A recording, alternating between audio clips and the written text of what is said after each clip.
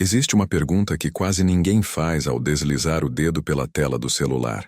Quem realmente está do outro lado? As redes sociais parecem espaços de conexão, mas também funcionam como vitrines cuidadosamente iluminadas, onde identidades são montadas peça por peça. E se a pessoa que comenta com gentileza, reage com empatia e oferece apoio silencioso, não sentir nada disso de verdade? Se você já sentiu que alguém parecia normal demais, talvez este vídeo ajude a entender o porquê. Há algo errado no ar quando observamos como certos perfis se movem. Não é o excesso de agressividade, nem a falta de educação explícita. É o contrário. Uma calma calculada. Uma presença constante, mas nunca invasiva demais no início. Essas pessoas não gritam. Elas observam. Não se expõem emocionalmente, mas parecem compreender perfeitamente a emoção dos outros. O perigo não está no que elas dizem, mas no motivo pelo qual dizem. A psicopatia, fora do cinema, raramente se apresenta como violência imediata. Na maioria das vezes, ela surge como adaptação extrema. Um cérebro treinado para ler sinais sociais, mapear vulnerabilidades e ajustar comportamentos como um predador social silencioso. As redes sociais ampliaram esse campo de atuação.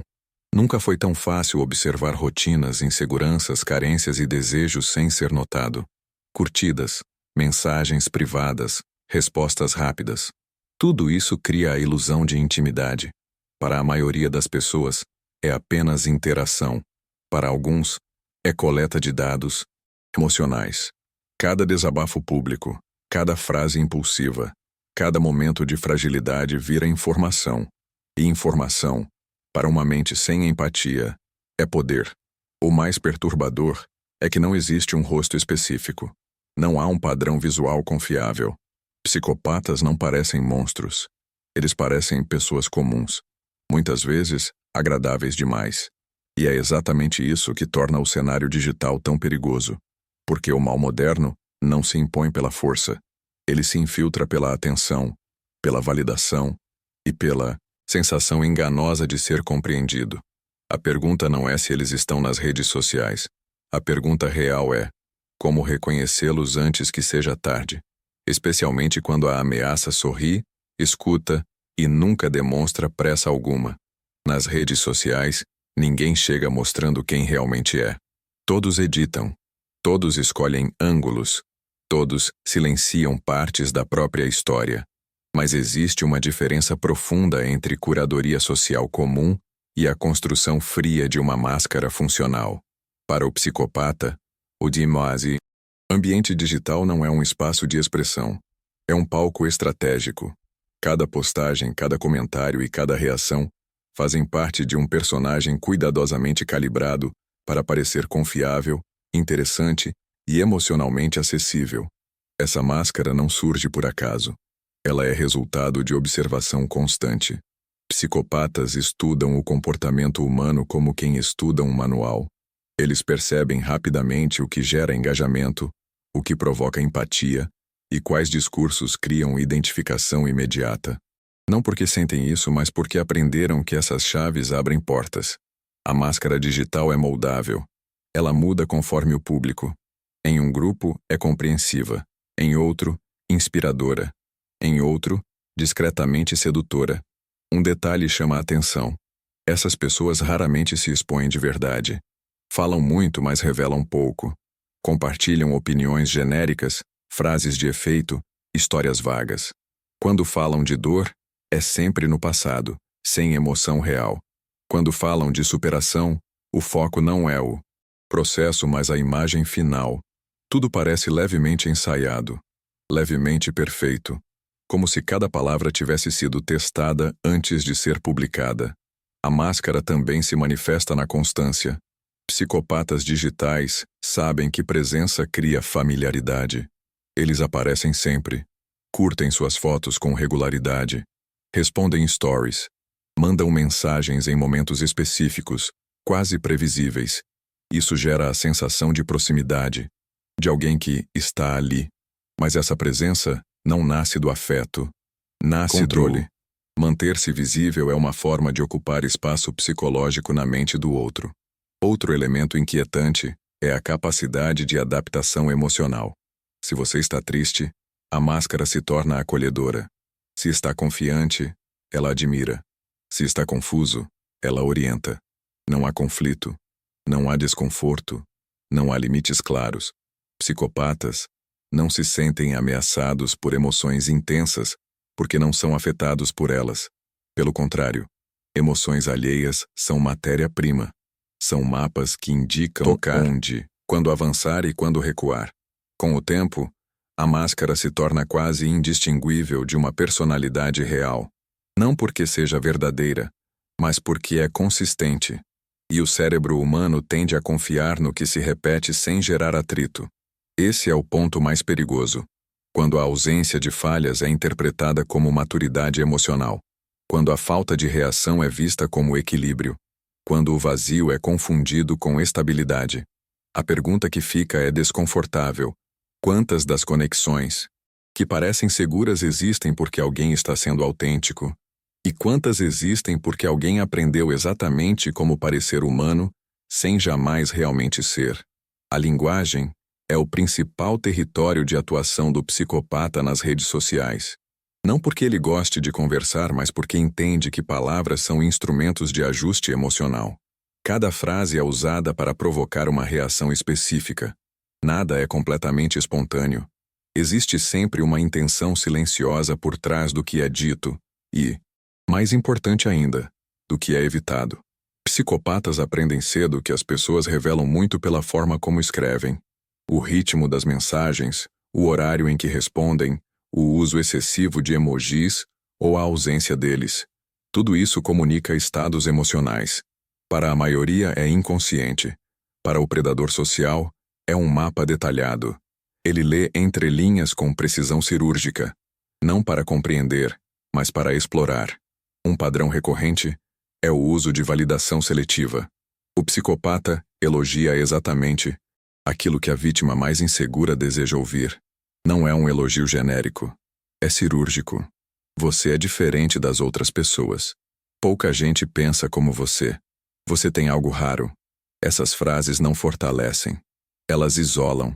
Criam a sensação de singularidade e, ao mesmo tempo, de dependência emocional. A vítima começa a se sentir vista, mas apenas por aquela pessoa. Outro recurso comum é o gaslighting digital. Ele não se apresenta de forma agressiva. Surge como dúvida sutil. Uma frase aparentemente inocente que faz a vítima questionar a própria percepção. Você tem certeza que foi isso que aconteceu? Acho que você está interpretando demais. Aos poucos, a confiança interna se desgasta. A pessoa passa a buscar validação externa antes de confiar nos próprios sentimentos.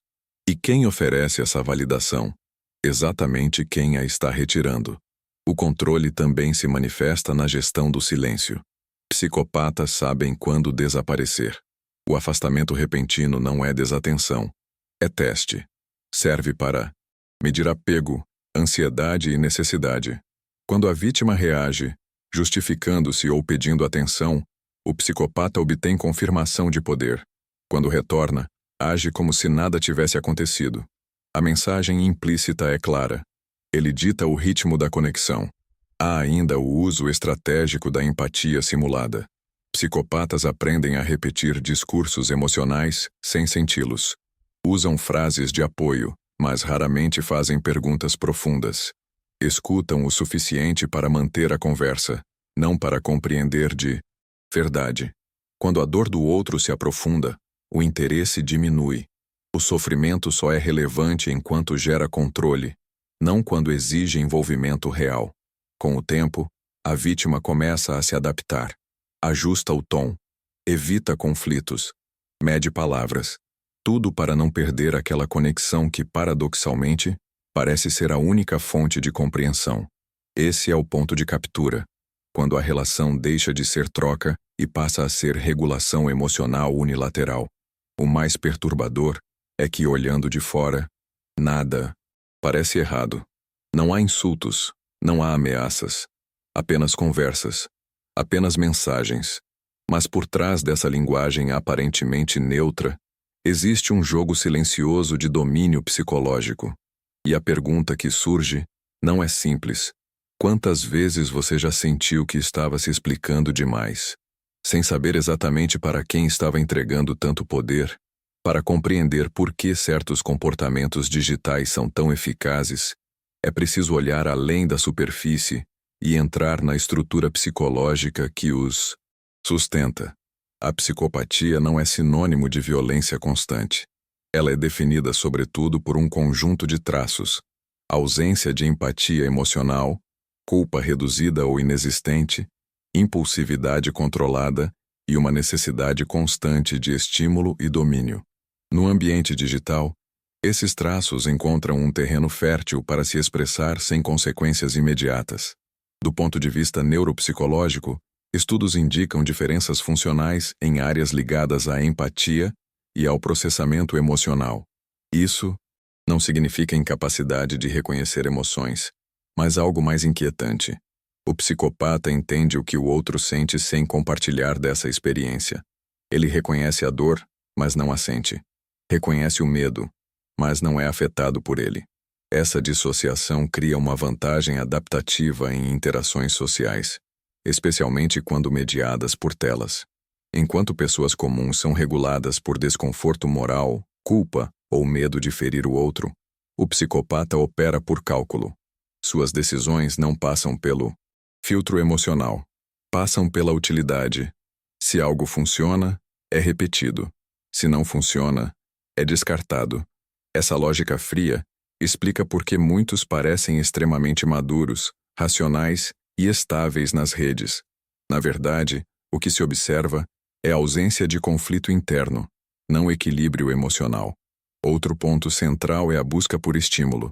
Psicopatas tendem a sentir tédio com facilidade. O engajamento emocional alheio oferece excitação psicológica, não porque se importem, mas porque gera a sensação de poder e novidade. Cada reação intensa, cada crise emocional, cada dependência criada alimenta esse circuito. As redes sociais amplificam isso ao oferecer respostas rápidas e constantes, criando um ciclo quase viciante de controle e observação. É aqui que surge o contraste com pessoas neurotípicas. Para alguém com empatia funcional, interações profundas exigem energia emocional. Há desgaste. Há envolvimento. Para o psicopata, não. Ele pode sustentar múltiplas conexões simultâneas sem sentir sobrecarga. Pode desaparecer e retornar sem ansiedade. Pode encerrar vínculos sem luto. O que para uns é ruptura, para ele é apenas reorganização de cenário. A ausência de culpa também desempenha um papel crucial. Quando confrontado, o psicopata não sente arrependimento genuíno. Pode pedir desculpas, mas o faz como estratégia, não como reparação. O discurso é ajustado para encerrar conflitos, não para reconhecer danos. Isso cria confusão na vítima, que percebe coerência lógica, mas sente falta de algo difícil de nomear: humanidade emocional. No ambiente digital, essas características passam despercebidas porque são mascaradas por discursos aprendidos. Frases sobre autocuidado, maturidade emocional e limites são usadas como verniz. O problema não está no conteúdo, mas na intenção. Psicopatas usam a linguagem da psicologia sem vivê-la. Reproduzem conceitos sem integrá-los. É uma simulação sofisticada de saúde emocional. Quando se entende essa estrutura, uma coisa fica clara: não estamos lidando com pessoas emocionalmente feridas buscando conexão. Estamos lidando com mentes que funcionam por exploração silenciosa. E a pergunta que começa a incomodar é inevitável: quantas vezes você confundiu frieza emocional com maturidade, sem perceber que estava diante de alguém incapaz de sentir aquilo que fingia compreender? Psicopatas não se conectam ao acaso. Eles escolhem. Observam silenciosamente quem fala demais, quem se expõe sem filtros, quem transforma a própria dor em postagem pública. Nas redes sociais, vulnerabilidade virou linguagem cotidiana. Para muitos é desabafo. Para o predador social, é sinalização. Cada indício emocional funciona como um farol aceso no escuro. indicando exatamente onde vale a pena investir atenção. O padrão de vítima mais comum não é fraqueza óbvia, mas abertura emocional. Pessoas empáticas, reflexivas, que buscam significado, costumam compartilhar pensamentos profundos, dúvidas existenciais e frustrações pessoais. Esse material revela necessidades não atendidas, desejo de validação, medo de abandono, carência de reconhecimento. Psicopatas aprendem a identificar esses sinais rapidamente, porque não se comovem com eles, apenas os catalogam. Outro grupo frequentemente visado são pessoas em momentos de transição, términos, luto, crises profissionais, isolamento social. Esses períodos reduzem defesas psicológicas naturais. A mente busca apoio, sentido, alguém que entenda. O psicopata surge como resposta perfeita. Ele não pressiona no início. Ele escuta, observa, ajusta o discurso para parecer seguro e presente. A sensação de alívio inicial cria confiança acelerada. Existe também a caça baseada em idealização. Pessoas que valorizam intensidade emocional, conexões profundas e narrativas de alma tendem a romantizar encontros rápidos. Psicopatas exploram isso oferecendo espelhamento.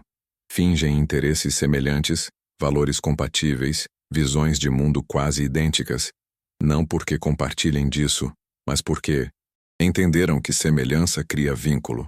A vítima sente que finalmente encontrou alguém raro. O predador apenas encontrou um ponto de entrada. O processo de caça é gradual. Começa com interação pública, curtidas, comentários neutros, concordância sutil. Depois migra para o privado. Mensagens diretas, conversas longas, confissões controladas. O psicopata nunca se expõe demais, mas incentiva o outro a fazê-lo. Quanto mais a vítima fala, mais ele aprende. Medos, limites, gatilhos emocionais. Tudo vira ferramenta futura. Um sinal inquietante é a ausência de reciprocidade real. A vítima se aprofunda.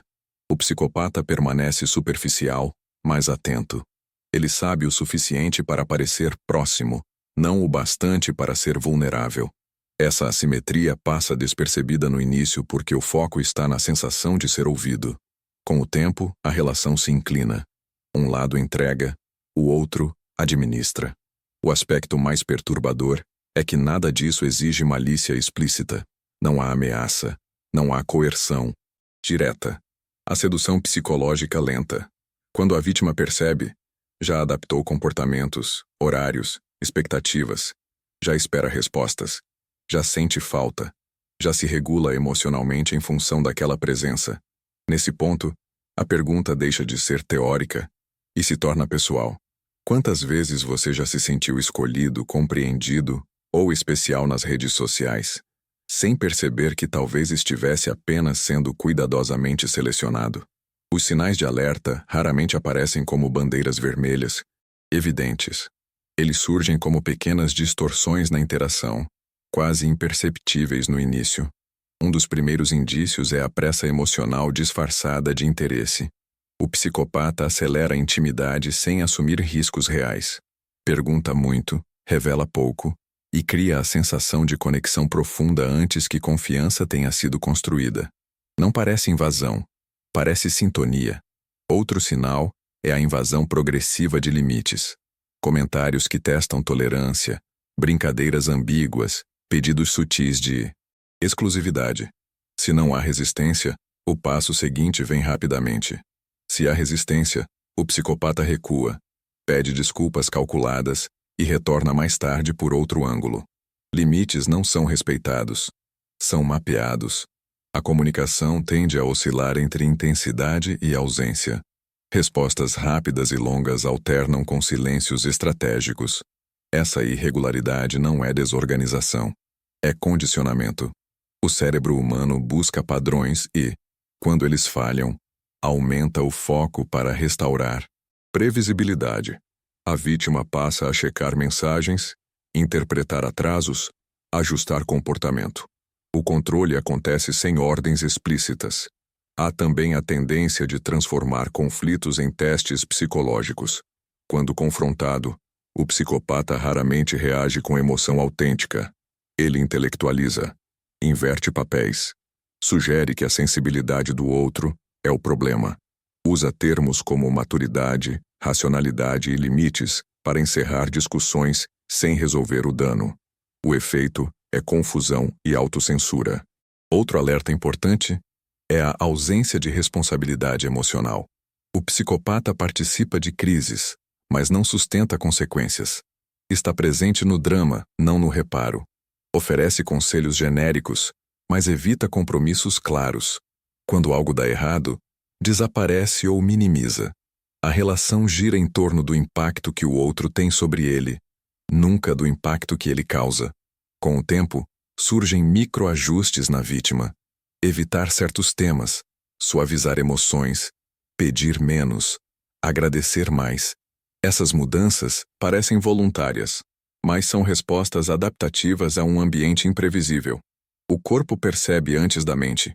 Ansiedade leve, tensão ao digitar, alívio excessivo quando a resposta chega.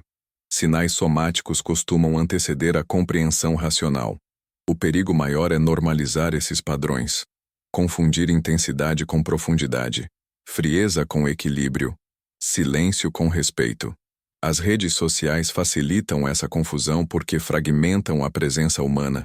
Mas relações saudáveis não exigem vigilância constante nem leitura obsessiva de sinais. Se você precisa se explicar repetidamente, se sente drenado após conversas, ou percebe que sua autonomia diminuiu, algo merece atenção.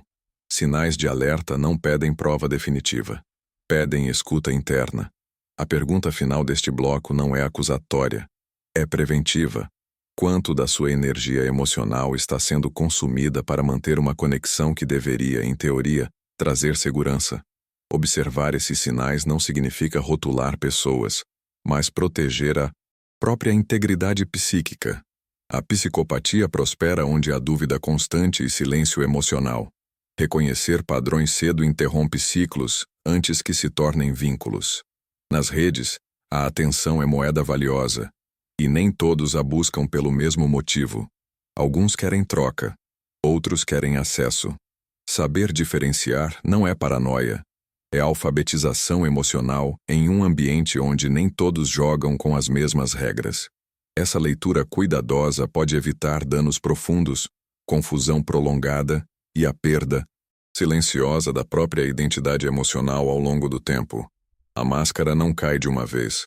Ela racha, e quase sempre isso acontece quando o psicopata perde algo essencial. Controle. Pode ser um limite finalmente imposto, uma indiferença inesperada, ou a simples percepção de que a vítima começa a enxergar o jogo. Nesse momento, algo muda no tom. A calma treinada dá lugar a reações frias, defensivas ou surpreendentemente hostis. Não há tristeza pela perda. Há irritação pela quebra da dinâmica. Quando confrontado, o psicopata raramente assume responsabilidade real. Ele pode negar fatos óbvios, reinterpretar eventos ou reduzir tudo a mal-entendidos. O objetivo não é esclarecer, mas confundir. Se isso falha, surge o descarte emocional. Respostas secas. Silêncio prolongado. A conexão que parecia profunda é interrompida sem aviso. Para quem estava envolvido, o choque não é só a perda, mas a velocidade com que ela acontece. Esse descarte revela algo fundamental. Vínculos eram funcionais, não afetivos. O psicopata não sente falta como as pessoas comuns sentem. Não há luto interno. Há substituição. Enquanto a vítima tenta entender o que aconteceu, ele já reorganizou o cenário. Novos contatos, novos alvos. A ausência de transição emocional é perturbadora porque quebra a narrativa construída até então. Em alguns casos, a máscara cai de forma mais agressiva. Ironia, desprezo velado, sarcasmo. Comentários que antes eram cuidadosos se tornam cortantes. O psicopata testa até onde pode ir sem perder a posição de controle. Se percebe que não há mais poder, a relação deixa de ter valor. O outro deixa de ser pessoa e volta a ser objeto descartável. O impacto psicológico na vítima é profundo. Confusão, culpa, ruminação. A mente tenta reconciliar duas imagens incompatíveis. A pessoa atenciosa do início e a frieza final. Essa dissonância gera sofrimento prolongado, porque não há fechamento, não há explicação coerente. Apenas silêncio ou versões contraditórias. O cérebro humano busca sentido. O psicopata oferece vazio. É comum que a vítima revise conversas antigas, procurando sinais que não viu. Esse processo é doloroso, mas revelador. A máscara, quando observada em retrospecto, mostra falhas sutis, falta de reciprocidade real, ausência de empatia em momentos críticos, interesse seletivo. Tudo estava lá, mas diluído pela sedução psicológica. Quando a máscara cai, a maior armadilha é tentar recuperá-la, buscar explicações, pedir clareza, insistir em diálogo. Isso reabre o verdadeiro fechamento não vem do outro. Vem da compreensão de que não houve relação no sentido pleno. Houve uso. A pergunta final deste bloco não é confortável, mas é necessária. Se alguém pode desaparecer emocionalmente sem qualquer vestígio de afeto, o que isso diz sobre a conexão? E o que isso exige de você para não confundir intensidade inicial com humanidade real novamente? As redes sociais não criaram a psicopatia. Elas apenas deram palco, alcance e silêncio. O que antes exigia proximidade física agora se infiltra por mensagens, curtidas e conversas noturnas aparentemente inofensivas. O predador moderno não precisa de violência visível. Ele precisa de acesso emocional. E o ambiente digital oferece isso em abundância.